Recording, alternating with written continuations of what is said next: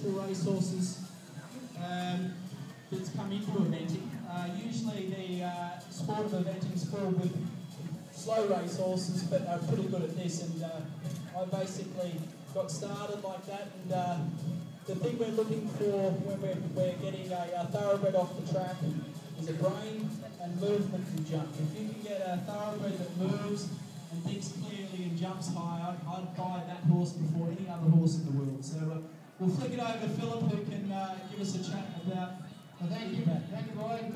Yes, we're in the thoroughbred section of the evening, and I think it's very poignant because Aiken has been a big thoroughbred town and has produced many great horses, including lately Palace Malice. And so it's pretty cool for me to be sent a horse of this quality. His name's Icabad Crane. And like the guys were saying, the American team has been relying on the thoroughbreds for many years. They're not as popular nowadays with sport horse breeding, and a lot of horses coming in from overseas. Ironically, though, that the thoroughbred now is really suited to the upper levels, because the upper levels is more emphasis on the endurance and the stamina and the speed and being able to jump the bigger fences. So, I think if you can, there's a bit more training in them. You have to develop the movement, you have to shape the jump a little bit more. Some of the other horses are more gifted like that. But once you can get them muscled and prepared, I think at certainly the higher levels, then you're sitting pretty good because you've got a horse that can handle, a 4-mile course pretty easily. So it's been a great treat for me to have Icabad. I've had him a bit over a year now. I had, a funny story. I was at the, I had this America's Most Wanted Thoroughbred, and I had him there, and one of a punter, like a gambler, come up to me and said, "Oh man, I just love that horse. Every time I put money on him, you always try and get a place." And I think that's why he kept racing until he was late in his age, that he just kept trying, and obviously he had the best trainer in the country, Graham Motion, training him. But also that's why he's been so good for me, because he is a real pleasure to ride every day. He loves being worked. So he's come a long way. He's nearly up to preliminary level. So starting off a thoroughbred that you get off the track, obviously they don't have the communication skills that we need. They basically got a little jockey with short stirrups on, and they either go or they stop. So what we have to do is get them connected from our leg to our hand and getting them understanding it. So every day when I get on Icabad, I will move him off my left leg a little bit into my right rein and get him to understand that. And then, like I said, what you do one way, you do the other way. So then I'll move him off my right leg into my left rein and get him just to understand that. And then he's just starting to understand what Boyd was doing in the canter. He's starting to understand in the walk, and he's a great student to have. If he was a human, he'd be your best friend. He's like so reliable. He's just like, if you're having trouble with your wife, you'd call Icabad up, and he'd talk you through it, Hey Phil, can I ask you a question? Did you, when you first started training him, did you ever have any of the stereotypical thoroughbred craziness, hot blow-ups or anything like that?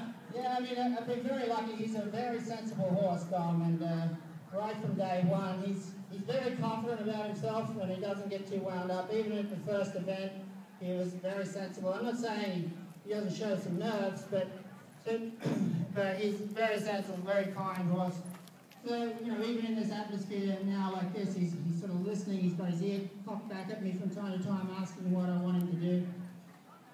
And so, like I was talking, he hasn't got the chamois trot. So what we're trying to do over time is get him to really sit and wait and bend his hock. And so he spends a little bit more time in the air with his trot steps every day. And if you can't be, there's nothing you can rush.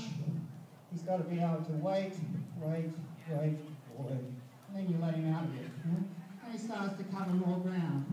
But the covering the more ground has got to come from the push behind. And so it's important for him to sit and wait, and push equally. It's okay.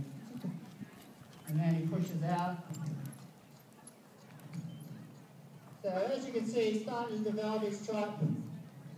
Another year or so, that Shamari will have to look out.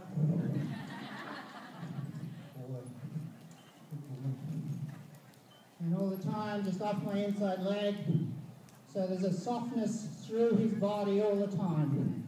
Never really want him dead straight, as in stiff straight. He's got to be.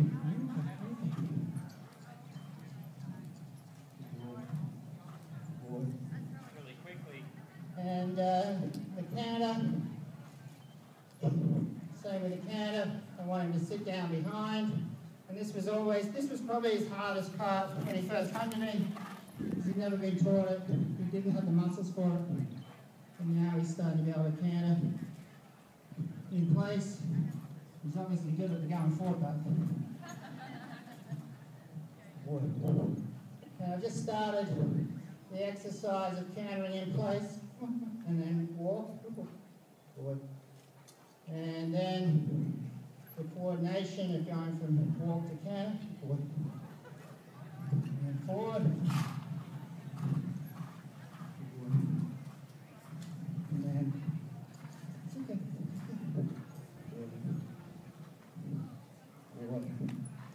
All right, I bored you enough of that, let's jump.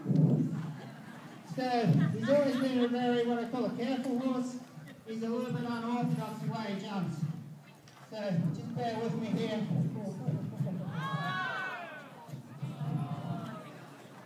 That's part of thoroughbred training. Quick shine off, boy. Those people down there, I know you want to be close to the bar. There's also still some chairs up here. We promise we will not leave you out of the action. So anyone that is sick of standing up, you are more than welcome to come and sit up here. Don't pay attention to Boyd. He always wants to be the center of attention. So first time through, I'm just getting him over because he jumped a bit high. Boy. I'll do a couple like that just to get him used to the jump. And what I'd like, he jumps out a little bit too far, so Emma's going to put a pole on the back on this other side. Hold on. Yeah, boy. So just to start him off, we're going to have we're going to have a pole there just to try to encourage him to sort of cut down a little bit earlier and pick up behind a little bit more. The great thing about this horse, well, one of the great things, he's so adjustable. He's so easy to get to the jump. So he just canter in, and I can sort of place him however I need him, which is pretty nice. You see how the pole was enough to hold him there, and he made a nicer shape. I'm just going to do one more error, and then you can take it away.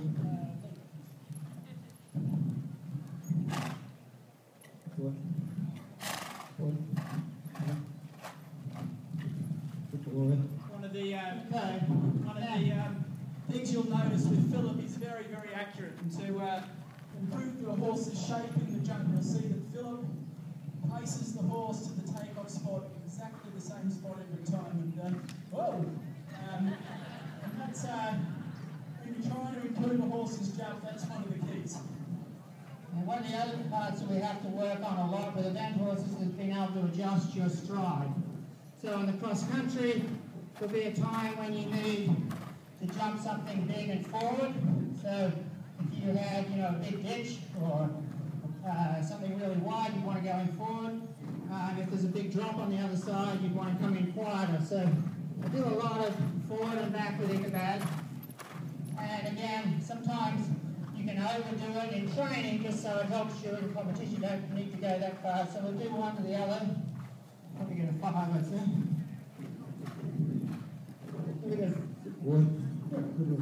One thing you'll notice about this horse's natural instincts is it goes high.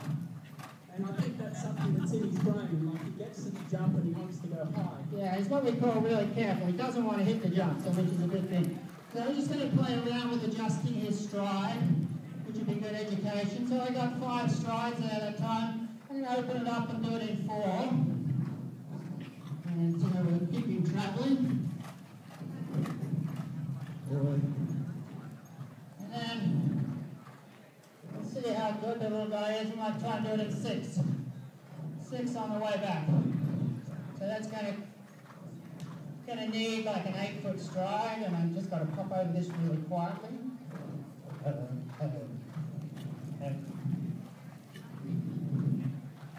boy. All right. So we'll go back to 4 again.